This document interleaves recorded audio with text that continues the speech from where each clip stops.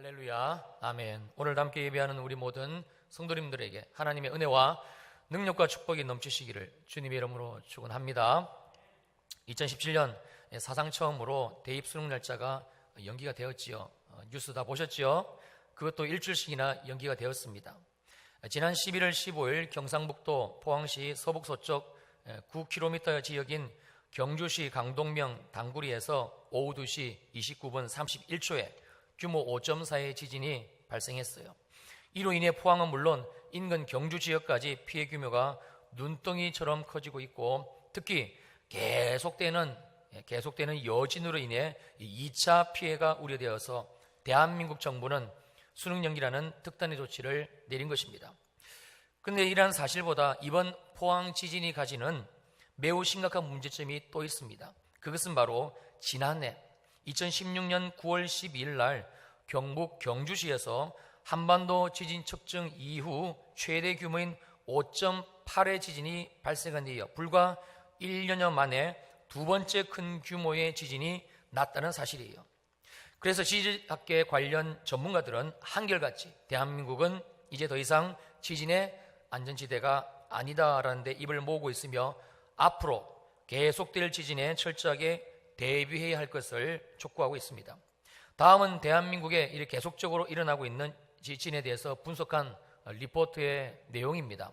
지난해 4월 한반도에서 가까운 일본 규슈 구마모토에서 잇따라 지진이 발생했고 최대 규모는 7.3이었습니다. 그리고 5달 뒤인 9월 국내 관측 이래 최대 규모인 5.8의 지진이 경주를 강타했고 1년 2개월 만인 15일 포항에서 또 다시 5.4의 규모의 지진이 났다. 이러한 사실은 한반도 남동쪽과 주변에서 이른바 도미노 지진 발생에 대한 우려가 나올 수밖에 없는 것이다. 이렇게 지진이 반복되다 보면 자칫 더 강한 지진을 유발할 가능성도 높아진다고 한다. 후쿠시마 원전 사고를 일으킨 2011년 동일본 대지진, 규모 9.0으로 일본 관측 사상 최대의 지진이었다. 워낙 강한 지진이었던 만큼 한반도의 지각에도 큰 영향을 미쳤다는 게 전문가들의 분석이다. 한반도 땅이 동쪽은 5cm, 서쪽은 2cm 일본 쪽으로 끌려가면서 한반도가 좌우로 확장됐다는 것이다. 이에 대한 연세대 교수는 한반도가 약한 땅으로 바뀌다 보니까 지진으로부터 훨씬 취약한 땅이 되었고 쉽게 지진이 발생하는 환경이 바뀌었다라고 말한다. 실제로 국내 지진 관측 이후 일어난 규모 5.0 이상의 지진 9건 가운데 5건이 2011년 이후에 발생했고 특히 34km 거리인 경주와 포항에서 1년 사이 강진이 잇따르면서 부근 단층에 상당한 영향을 줬을 가능성이 있다. 그리고 지진이 잦아지면 더 큰 지진이 일어날 가능성은 높아질 수밖에 없으며 기상청은 지난해 이미 더 큰 지진이 있을 가능성을 이렇게 경고했다. 당시 기상청장의 보고는 5.8에서 6.0 심지어는 6.0대 초반 규모가 넘어가는 지진은 이 대한민국에서 언제든지 발생할 가능성이 있다는 것이다. 그런데 자금에 일어나고 있는 대한민국의 지진 외에도요, 동시다발적으로 세계 곳곳에서 계속적으로 지진은 일어나고 있었습니다. 2005년에 발생한 인도네시아 최고의 지진 수마트라 지진은 규모가 8.6, 엄청난 지진이었어요. 그로 인한 쓰나미로 1,300여 명의 사상자, 400여 명의 부상자를 안겨다 줬고요. 2010년 2월 7일 칠레 콘셉시온에서 발생한 지진은 규모가 8.3에서 8.5의 강진으로 그 당시 칠레는 국가 비상사태를 선언했을 정도입니다. 그리고 2011년 3월 11일 우리가 잘 아는 일본 도호쿠 지방의 지진은 그 규모가 9.0에서 9.1로 일본 관측사상 최대 규모의 지진이었으며 이때 방사능 누출로 인한 엄청난 피해를 입었지요. 그 외에도 올해 9월 20일 멕시코에서 강도 7.1의 강진이 발생했으며 더 충격적인 사실은 2001년부터 2016년 3월 1일까지의 전 세계의 이 지진 현황을 살펴보면 하루도 빠지지 않고 지진이 발생하고 있으며 발생 지역 또한 동남아, 일본, 호주 지역은 말할 것도 없고 전 세계적으로 분포되어 있다는 사실입니다. 집계한 자료에 의하면 2001년에 발생한 지진 수가 4,687건이었는데 이 숫자가 매년 증가하면서 2015년도에는 7,195번이라는 놀라운 기록을 남겼고, 이대로 가면 2020년이 되기 전 연간 지진의 수는 10,000번을 돌파할 것이라는 것이 지진 관련 학자들의 견해입니다. 그런데 이러한 전 세계 지진들이 성경은 이미 지금의 시대, 오늘 우리가 살아가는 이 시대에 있을 것을 지금으로부터 2000년 전 미리 예고하고 있었으니 바로 예수님의 감람산 광야의 말씀이죠. 마태복음 24장 3절입니다. 예수께서 감람산 위에 앉으셨을 때에 제자들이 조용히 와서 이르되 우리에게 이르소서, 어느 때에 이런 일이 있겠사오며 주의 임하심과 세상 끝에는 무슨 징조가 있사오리까? 그리고 이에 대한 예수님의 답변이 6절로 8절 이렇게 기록되어져 있습니다. 난리와 난리 소문을 듣겠으나 너희는 삼가 두려워하지 말라. 이런 일이 있어야 하되 아직 끝은 아니니라. 민족이 민족을, 나라가 나라를 대적하여 일어나겠고 곳곳에 기근과 지진이 있으리니 이 모든 것은 재난의 시작이니라. 바로 이 성경 말씀 그대로 바로 지금 이 시대에 대한민국을 비롯한 전 세계에 걸쳐 어느 시대보다 활발하게 지진의 소식들이 들려오고 있으며, 뿐만 아니라 기근의 뉴스, 그리고 민족이 민족을, 나라가 나라를 대적하여 내전이 일어나고 분쟁이 일어나고 전쟁에 휩싸였던 이야기들이 계속적으로 보도되고 있습니다. 그러므로 지금 이 시대는 예수님이 말씀하신 그대로 주님의 재림이 임박한 세상의 끝자락이라는 사실에는 틀림이 없는 것 같습니다. 그러므로 마태복음 24장의 이 감람산 강화, 즉 우리가 소계시록이라 부르는 이 말씀의 연장선상에 있는 오늘 본문 마태복음 25장의 말씀은 다른 누구가 아닌 바로 종말의 때를 살고 있는 저와 여러분들에게 우리 주님이 주시는 말씀인 것이지요. 그리고 또 한 가지, 우리가 오늘 본문 말씀에 들어가기 전 먼저 짚고 넘어가야 될 아주 중요한 문제가 하나 더 있습니다. 여러분들은 예수를 믿고 구원을 받으셨는데, 그렇다면 여러분들이 예수를 믿는다고 할 때에 과연 여러분들이 믿는 예수는 어떤 예수이냐 하는 문제입니다. 이것이 정확하게 해결이 되지 않으면 예수님의 재림과 그로 인한 이 땅의 심판, 그리고 주어지는 하나님의 나라에 대한 오늘 본문의 말씀이 와닿지를 않습니다. 정말 얼마 남지 않은 말세지만을 살아가는 저와 여러분들, 그래서 반드시 듣고 반드시 깨달아 우리의 삶의 방향을 수정해야만 하는 우리들이기에 내가 믿는 예수가 반드시 어떤 예수이어야만 하는가 라는 문제는 대단히 중요하고 또 심각한 것이지요. 그리고 성경은 이 문제에 대해서 정확하게 말씀해 주고 있지요. 요한복음 16장 7절로 11절 말씀입니다. 그러나 내가 너희에게 실상을 말하노니 내가 떠나가는 것이 너희에게 유익이라. 내가 떠나가지 아니하면 보혜사가 너희에게 오시지 아니할 것이요 가면 내가 그를 너희에게 보낼 것이다. 우리 예수님은 승천하시기 전에 이 땅의 보혜사, 즉 성령께서 오실 것을 미리 약속을 하셨습니다. 그리고 약속대로 그 성령께서 오셨지요. 우리 예수님은 우리에게 오신 성령님이 우리들에게 어떤 일을 하시는지에 대해서 이제 8절 이하 이렇게 말씀해 주고 계십니다. 그가 와서, 즉 보혜사 되시는 성령께서 오셔서 죄에 대하여, 의에 대하여, 심판에 대하여 세상을 책망하시게 될 것이다. 죄에 대하여라 함은 그들이 나를 믿지 아니하며, 의에 대하여라 함은 내가 아버지께로 가니 너희가 다시 나를 보지 못하며, 심판에 대하여라 함은 이 세상 임금이 심판을 받았습니다. 이 세 가지를 성령께서 보혜사로 오셔가지고 우리들에게 일하신다는 겁니다. 그럼 구체적으로 그것이 무슨 뜻인가? 우리가 예수를 믿고 구원을 받음으로 우리 안에 성령께서 내주하시게 되며 우리 속에 계시는 성령 하나님은 보혜사, 즉 변호사로서 일을 하십니다. 이 말씀은 곧 지금 우리 속에 계신 성령께서 우리가 믿고 구원받은 예수 그리스도가 어떤 분이신가에 대해서 우리에게 직접 그 예수 그리스도를 변호하신다라는 말씀이에요. 첫 번째는 성령께서 우리 안에 오셔가지고 직접 변화하시는, 구원받은 사랑하는 평촌일의 교회 아무개야, 예수 그리스도는 이러한 하나님이시오라고 우리를 변화하신데, 그 첫째가 죄에 대한 부분이고 9절이지요. 죄에 대하여라 함은 그들이 나를 믿지 아니합니다. 예수 그리스도께서 우리의 모든 죄를 대신 지시고 십자가에서 죽으심으로 내게 있는 모든 죄, 즉 과거의 죄, 현재의 죄, 심지어 미래에 지을 죄까지 하나 남김없이 흰 눈보다 더 희게 깨끗하게 씻어 주셨으며, 우리가 예수를 믿는다고 할 때에 그 예수는 바로 나의 죄를 대속하여 주신 예수이어야만 하며, 성령이 이 예수를 변화하신다는 말씀이에요. 두 번째, 성령 하나님이 우리에게 변화하시는 예수는 의에 대해서입니다. 10절을 보면 의에 대하여라 함은 내가 아버지께로 가니 너희가 다시 나를 보지 못합니다. 십자가에서 나의 죄, 우리의 죄를 대신 지시고 물과 피를 다 흘리시고 죽으신 예수 그리스도는 장사한 지 사흘 만에 다시 살아나셨어요. 무덤 문을 활짝 열어 제치시고 사방 근세를 완전히 짓밟아 버리시고 부활하신 겁니다.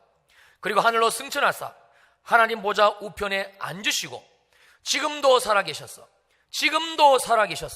영원히 우리 모두의 구주가 되셨으며, 우리가 예수를 믿는다고 할 때에 그 예수는 반드시 부활하시고 승천하사 영원히 살아계신 바로 이 예수 그리스도여야만 합니다.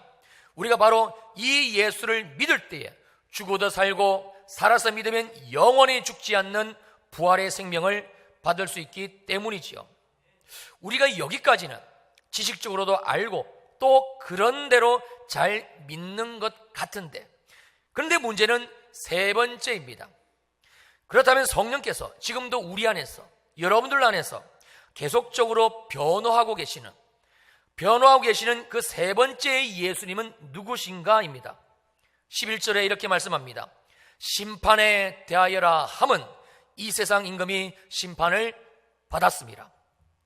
바로 심판의 주님이신 예수 그리스도이십니다. 우리 죄를 위해서 죽으시고 그리고 부활 승천하사 영원히 죽지 않는 부활의 생명을 주신 주님은 또한 이 세상과 이 세상 임금인 사단 마귀를 완전히 멸하실 심판의 주님이십니다. 그러므로 우리가 예수를 믿는다고 말할 때 그 믿음의 내용 안에는 반드시 이 세 가지가 모두 포함되어져 있어야만 합니다. 왜냐하면 그것이 예수를 온전히 믿는 믿음이기 때문에 그렇습니다. 만약에 이 세 가지 중 어느 하나라도 빠져 있으면 안 되는 겁니까? 네, 절대 안 됩니다. 그것은 온전한 믿음이 아닙니다. 마지막 세 번째, 주님의 재림하시는 주님까지 알고 그리고 그 재림의 주님을 믿어야 우리의 구원이 완성되어지며, 더욱 중요한 사실은 예수 재림의 사건은 반드시 우리 모두에게 실제적으로 이루어지는 것이기 때문에 그렇습니다. 주님의 재림을 말씀의 지식을 따라 알아야 그 다음 믿음의 단계로 나갈 수가 있는 것이고, 그리고 이 말씀이 믿겨져야 내게 있을, 우리 모두에게 반드시 있을 그 재림의 때를 준비하며 사는 지혜로운 자가 될 수 있기 때문이지요. 그래야 망하는 인생이 되지 않습니다. 그러므로 오늘 본문의 말씀은 마지막 때를 살아가고 있는 저와 여러분들에게 매우 중요한 말씀입니다. 자, 그리고 이제 오늘 본문 마태복음 25장 14절로 15절을 보시겠습니다. 또 어떤 사람이 타국에 갈 때 그 종들을 불러 자기 소유를 맡김과 같으니 각각 그 재능대로 한 사람에게는 금 5달란트를, 한 사람에게는 2달란트를, 한 사람에게는 1달란트를 주고 떠났더니, 서두에서 밝힌 바와 같이 오늘 본문은 마태복음 24장, 즉 우리가 소계시록이라고 부르는 마지막 때에 관한 말씀의 연장선상에 있는 내용이에요. 종말의 때에 무슨 일이 있게 될 것인지 제자들에게 말씀하신 우리 예수님은 25장으로 넘어와서 그때, 즉 마지막 시즌에 있게 될 하나님 나라의 모습이 어떻게 전개될 것인지 비유를 들어 말씀하시고 있는 겁니다. 그리고 우리가 달란트 비유로 잘 알고 있는 오늘 본문은 마지막 때 하나님 나라에 관한 두 번째 비유의 말씀이지요. 14절에서 언급하고 있는 또라는 단어는 이 모든 내용을 포함하고 있는 단어입니다. 주인이 종들에게 각각 1달란트, 2달란트, 그리고 5달란트를 맡기고 먼 타국에 갔듯이 지금 우리가 살고 있는 현재의 삶은 우리 예수님이 우리를 죄 가운데서 구원하시고 각자에게 성령 안에서 재능을 따라 달란트, 즉 은혜를 주시고 능력을 주셨으며 믿음을 주셨다라는 말씀입니다. 그러므로 내게 있는 어떤 것도 그 소유가 내게 있지 않음을 말씀하는 것이지요. 오늘 본문이 인류 역사의 마지막 때를 살아가고 있는 우리들에게 가장 먼저 들려주시는 메시지는 바로 이것입니다. 너의 인생은 너의 것이 아니야. 너의 돈도 너의 것이 아니고, 너가 사는 집도 너의 집이 너의 소유가 아니고, 너의 자식도 심지어 너의 생명도 너의 것이 아님을 주님이 우리들에게 말씀하고 있는 것입니다. 예수 믿고 구원받은 우리에게 있는 모든 소유는 주님께 있음을 말씀하는 것이지요. 사랑하는 성도님들, 아직도 여러분의 인생이 여러분 자신의 것이라 생각되어지십니까? 그래서 내가 생각하고 내가 계획하고 뜻을 세우며 최선을 다해서 삶을 살면 그 인생이 성공할 수 있을 것이라 여기시는지요? 그렇다면 한번 여쭤보겠습니다. 여러분이 여러분의 인생이 여러분의 소유라 여기며 지금까지 살아오셨는데 지금 여러분의 삶은 어떠신지요? 그만하면 행복하고, 그만하면 감사하고 기쁘고, 그만하면 삶의 보람과 성취가 있는 그런 삶을 살고 있으신지요? 성경 속에는 수많은 인물들이 등장을 합니다. 하지만 한 가지의 기준과 잣대를 가지고 보면 딱 두 부류로 정확하게 나누어집니다. 첫째 부류는 하나님을 믿고 그리고 그 하나님께 인생의 주권을 맡기고 내 뜻이 아닌 하나님의 말씀의 뜻을 따라 산 사람들이고요.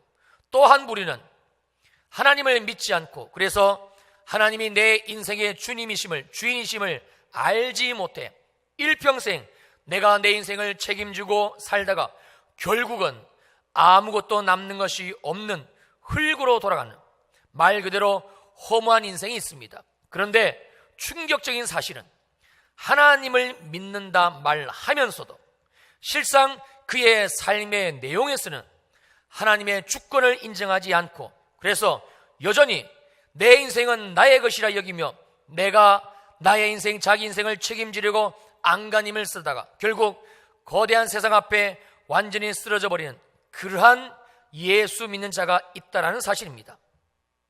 이스라엘의 두 번째 왕 솔로몬, 그는 전형적인 두 번째 부류에 속하는 인물입니다. 그는 하나님이 주신 지혜와 부를 차고 넘치게 누린 사람이었어요. 그런데 그 전에도 이런 부와 명성을 누린 사람이 없었고 그 후에도 없었던, 요즘 용어로 말하면 금수저 중에 금수저인 그가 인생 마지막에 우리들에게 남긴 말은 가히 충격적입니다. 전도서 1장 1절로 3절입니다. 다윗의 아들 예루살렘 왕 전도자의 말씀이라. 전도자가 이르되 헛되고 헛되며 헛되고 헛되니 모든 것이 헛되도다. 해 아래에서 수고하는 모든 수고가 사람에게 무엇이 유익한가? 여러분이 그토록 좋아하시고 그래서 추구하시는 돈, 명예, 한마디로 부귀영화이지요. 이 부귀영화의 끝을 경험한 사람이 여러분 솔로몬입니다. 그런 자가 인생 마지막 말년에 그의 입술을 통해서 우리들에게 하고 있는 고백은 한마디로 이 모든 것이 헛되다는 거예요. 자기가 일평생 추구해왔고 그리고 누려왔던 이 모든 것들, 내가 내 인생의 주인인 줄 알고 살아왔던 지난날의 자기의 삶에 대한 평가가 아무것도 유익함이 없는 허무함 그 자체라는 고백인 것입니다. 하나님이 내 삶의 주님이 되지 않는다면 아무리 부와 명예가 차고 넘쳐도 금수저를 10개를 물고 태어나도 결국 그 끝은 허무함이고 아무것도 남는 것이 없는 무익한 삶이 될 수밖에 없음을 우리는 솔로몬의 인생을 통해 알 수 있어야만 되는 것이지요. 그런데 우리가 하나님이 내 삶의 주인 되심을 믿지 않고 여전히 내 마음대로 내 인생, 내 시간, 내 물질, 즉 하나님이 주신 이 달란트를 내가 가지고 있는 가치와 기준을 따라 내 계획대로 그렇게 살아가게 될 때에 반드시 맞닥뜨리게 되는 한 가지가 있으니 바로 오늘 본문 19절 말씀입니다. 저와 함께 읽으시겠습니다. 시작. 오랜 후에 그 종들의 주인이 돌아와 그들과 결산할세. 먼 타국으로 주인이 종들에게 각각 달란트를 맡기고 떠났습니다. 그런데 주인이 1년이 지나고 10년이 지나고 30년이 지나도 돌아오지를 않는 겁니다. 언제 돌아오겠다는 약속도 없고 그리고 기약도 없습니다. 그러나 오늘 성경은 우리들에게 분명히 말씀하시기를 비록 시간이 오래 걸릴지라도 주인은 반드시 돌아온다는 사실을 말씀하고 있으니 무엇입니까? 우리 인생의 주인 되시는 주님과 내가 반드시 만나서 하나님이 우리에게 맡기신 인생의 달란트를 어떻게 사용하는지를 확인하는 인생의 결산의 때가 온다라는 사실을 말씀하고 있는 것이지요. 이것이 바로 종말의 때를 살아가는 성도들에게, 바로 저와 여러분들에게 우리 하나님이 주시는 메시지입니다. 반드시 옵니다. 꼭 옵니다. 목사님, 혹시 우리 주님이 안 오실 확률, 내가 주님과 만나지 않을 확률은 0.00000이 수십 개, 수백 개에 달린, 그렇다 할지라도 확률은 없습니까? 절대 없습니다. 혹시 해가 서쪽에서 떠서 동쪽으로 지는 일은 있을지 몰라도 예수님의 재림의 사건은 반드시 있게 될 사건입니다. 그리고 지금 우리 모든 지구의 역사는 주님의 이 예비된 재림의 시간을 향하여 한치의 오차도 없이 진행되고 있습니다. 여러분이 느끼시든 여러분이 느끼지 않든 지금 역사는 한 방향으로 흐르고 있습니다. 제가 설교 첫 시작에서 대한민국의 지진과 2001년부터 2015년까지의 전 세계 지진 현황을 말씀을 드렸습니다만 이 수치 역시 임박한 주님의 재림을 나타내는 하나의 단서입니다. 성경 말씀, 대한민국과 세계에서 일어나고 있는 작금의 모든 사건들이 한결같이 한 방향을 가리키고 있으니 바로 임박한 예수 그리스도의 다시 오심의 사건인 것이지요. 그런데 만약 우리가 반드시 있을 이 주님의 재림을 지금처럼 계속해서 믿지 않고, 그래서 내 인생 내가 주인이라 생각하며 내 생각과 내 가치와 내 기준을 따라 우리가 살아간다면 그 결과는 불을 보듯 뻔합니다. 24절과 25절입니다. 한 달란트 받았던 자는 와서 이르되 주인이여, 당신은 굳은 사람이라 심지 않은 데서 거두고 해치지 않은 데서 모으는 줄을 내가 알았으므로 두려워하여 나가서 당신의 달란트를 땅에 감추어 두었었나이다. 보소서, 당신의 것을 가지셨나이다. 하나님이 내 인생에 주신 은혜의 달란트, 그래서 이 달란트를 가지고 하나님의 나라와 하나님의 의를 위하여 최선을 다해서 내 인생을 멋지고 아름답게 살아가라고 하셨건만 나는 여전히 내 인생의 주인은 하나님이 아닌 내가 되었어. 하나님이 아닌 내가 내 인생의 주인이 되었어. 하나님을 만난 그날에 하나님 앞에 내어드릴 인생의 열매가 하나도 없는 것입니다. 그리고 이러한 인생에게 주어지는 하나님의 엄중한 경고의 말씀이 여러분 26절로 30절에 이렇게 말씀하고 있습니다. 그 주인이 대답하여 이르되 악하고 게으른 종아. 29절입니다. 물은 있는 자는 받아 풍족하게 되고 없는 자는 그 있는 것까지 빼앗기리라. 이 무익한 종을 바깥 어두운 데 내쫓으라. 거기서 슬피 울며 이를 갈리라 하니라. 우리가 내 인생 내 것인 줄 알고 내 마음대로 살아가게 될 때에 그러한 우리에게 하나님이 내리시는 마지막 때에 주님이 우리에게 주시는 평가는 악하고 게으르다입니다. 그리고 단지 하나님이 악하다고 그리고 게으르다고 평가만 내리시는 것에서 그치는 것이 아닙니다. 그에 대한 응당의 대가를 반드시 치러야만 하는데, 이건 너무나 끔찍하고 너무나 잔인한 처벌이지요. 여러분, 놀라지 마십시오. 우리가 하나님이 주신 인생을 내 것인 줄 알고 내 마음대로 살면 하나님은 주님의 재림으로 결산한 그날에 내게 주신 모든 은혜의 통로들을 다 빼앗아 가십니다. 우리는 이 말씀을 결코 가볍게 들어서는 안 될 것입니다. 그리고 주님은 그러한 우리를 바깥 어두운 데로 내쫓으신다라고 분명히 말씀하고 있습니다. 바깥 어두운 데가 어디인지 아십니까? 요한계시록 20장 11절로 15절입니다. 또 내가 크고 흰 보좌와 그 위에 앉으신 이를 보니 땅과 하늘이 그 앞에서 피하여 간 데 없더라. 또 내가 보니 죽은 자들이 큰 자나 작은 자나 그 보좌 앞에 서 있는데 책들이 펴있고 또 다른 책이 펴졌으니 곧 생명책이라. 죽은 자들이 자기 행위를 따라 책들에 기록된 대로 심판을 받으니 바다가 그 가운데서 죽은 자들을 내주고 또 사망과 음부도 그 가운데서 죽은 자들을 내주며 각 사람이, 모든 사람이 자기의 행위대로 심판을 받고 사망과 음무도 불못에 던져지니 이것은 둘째 사망 곧 불못이라. 누구든지 생명책에 기록되지 못한 자는 불못에 던져지더라. 바로 영원한 불못, 불구덩이입니다. 주님이 마지막 때를 살아가고 있는 저와 여러분들에게 오늘 본문의 말씀을 주신 이유는 오직 한 가지입니다. 아직 육체의 호흡이 붙어있을 때에 더 이상 지금까지처럼 내 인생 내가 주인인 줄 알고 내 마음대로 인생을 허비하지 말라는 우리 주님의 간절한 사랑의 음성인 것이지요.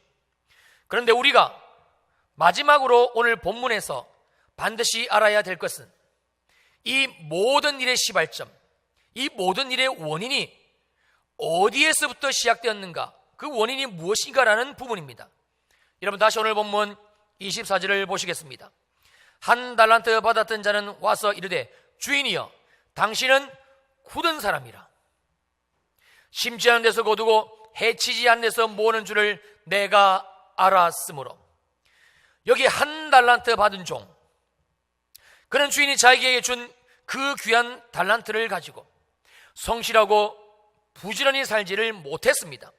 자기 생각대로, 자기 뜻대로, 자기 계획대로 땅에 파묻어 두었다가 주인이 돌아와 결산할 그때 돌려주게 되었고, 주인은 그러한 이 종을 악하고 게으른 종이라고 평가하시고, 그리고 그 준 달란트도 빼앗아 버리시고 바깥 어두운 곳, 불구덩이, 불못 속에 쳐넣어 버리셨어요. 그렇다면 이 종이 왜 그렇게 밖에 살 수 없었는가는 문제입니다. 성경은 우리들에게 이 종은 주인이 누구인지, 나에게 달란트를 준, 나를 구원한, 나에게 은혜를 베푸신 하나님이 누구인지, 어떤 분이신지 전혀 알지를 못했었고, 더 나아가 주인이 심지 않는 데서 거두고 해치지 않는 데서 모으는 굳은 사람, 즉 악한 주인이라 잘못 알고 있었다고 분명하게 알려주고 있습니다. 여러분, 이것이 결국 원인이 되어서 이 종으로 하여금 돌이킬 수 없는 심판의 길로 그 삶을 살아가게 했던 것이지요. 사랑하는 성도님들, 여러분들은 하나님이 누구인지를 아십니까? 우리의 구원이 되시는 예수가 나를 위해서 십자가에 피 흘려 죽으셨고 부활하셨다는 그 예수가 도대체 어떤 분이신지 여러분은 아시는지요? 지금도 내 안에 계시는 성령 하나님, 그 하나님이 여러분에게, 우리에게, 나에게 어떤 일을 하시는 분이신지, 어떤 하나님이신지 여러분 아십니까? 우리가 하나님이 누구신지에 대한 이 질문에 내 입술에, 내 마음에, 내 뜻을 가지고 하나님 앞에, 사람들 앞에, 세상을 향해서 대답을 하지 못한다면, 우리가 하나님이 누구이신지를 모른다면 우리는 절대 하나님의 주권을, 하나님의 주인 되심을 인정할 수 없습니다. 그래서 교회는 다니지만, 예배는 드리고, 주일날 나와 하나님 앞에 이렇게 주일 2부 예배는 드릴 수가 있지만, 그리고 시간이 되어 집사가 되고 권사가 되고 장로가 되고 목사라는 직분도 받을 수는 있겠지만, 그러나 절대 하나님이 내 인생의 주님 되시는, 하나님이 내 삶의 주인 되신 이 주권을 인정하는 구원받은 자의 삶은 살아갈 수가 없는 것입니다. 그리고 그 형식적이고 가식적인 종교 생활의 끝은 결국 하나님이 내게 주신 모든 은혜의 선물들을 다 빼앗겨버리고 하나님 나라에서 악하고 게으른 종으로 낙인이 찍혀지고, 그리고 영원한 불못 속에 던짐을 받게 된다는 사실입니다. 이것이 오늘 본문 마태복음 24장 달란트 비유를 통해서 하나님이 우리들에게 들려주고 계시는 메시지예요. 사랑하는 성도님들, 주님의 재림은 반드시 있게 될 역사적인 사건입니다. 6.25가 있었듯이 여러분의 인생의 사건들이 실제적으로 그 역사의 시간표 속에 있었듯이 우리 예수 그리스도의 다시 오시는 그 재림의 사건은 반드시 이 땅 지구 가운데 우리가 살아가는 이 삶의 터 가운데 있게 될 현실적인 사건입니다. 뉴스에서 보도되는 경주 포항의 이 지진의 소식들, 세계적으로 터져나오는 기근과 전쟁과 분쟁과 이러한 소식들이 여러분들의 귀에 단지 흘러가는 하나의 소리가 되지 않기를 바랍니다. 이번 일로 하나님이 우리의 눈을 열어주시고, 하나님이 우리의 눈을 열어주시고, 그리고 임박한 세상 끝 주님의 재림의 시간을 보게 하시고, 할렐루야, 남은 인생, 우리에게 남은 그 인생을 이제는 내가 주인 되고, 그래서 내 계획과 내 시간표와 내 마음먹은 대로 내 삶을 사는 것이 아니고 하나님이 내게 주신 은혜를 따라 하나님이 나의 삶의 주님 되시는 주인 되심을 믿으면서 하나님을 제대로 알기에 힘쓰면서, 그리고 주님이 우리에게 걷게 하신 하나님 나라의 인생, 그리고 마침내 우리에게 주시는 천국의 삶, 하나님 나라의 삶의 주인공들 되시기를 주님의 이름으로 축원합니다. 여러분, 이것이 말세를 살아가는 성도의 자세입니다. 여기 있는 목사도 마찬가지입니다. 여러분들에게 다 가지고 계시는 이 핸드폰, 저 역시 가지고 있습니다. 여러분, 제 핸드폰도 인터넷을 열고 유튜브를 열면 음란 동영상, 야동 얼마든지 나오는 핸드폰입니다. 이런 목사가 가지고 있는 핸드폰은 뭐 거룩한 핸드폰이 되어가지고 어떤 야한 사진, 어떤 음란한 영상도 이것이 재생이 되지 않을 것이라고 생각하시면 안 됩니다. 제가 보는 핸드폰, 제 사무실, 제 자리 앞에 있는 컴퓨터 역시 여러분들이 가지고 있는 컴퓨터와 똑같습니다. 제가 단추만 누르면 얼마든지 야한 동영상, 음란한 사진 마음껏 볼 수 있습니다. 하나님이 내 삶의 주님 되심을 우리가 믿지 않으면 우리는 세상이 가지고 있는 기준과 가치와 잣대를 가지고 살아갈 수밖에 없습니다. 우리에게 있는 이 세상의 가치, 내 인생 내가 가지고 있는 것이라고 여전히 알고 있는 이 기준대로 우리가 삶을 살아가게 되면 우리 인생의 마지막 끝은 반드시 망하는 인생입니다. 우리가 주님을 다시 만나게 되는 사건은 여기는 목사에게도 있게 될 사건이고 여러분 모두에게도 있게 될 사건입니다.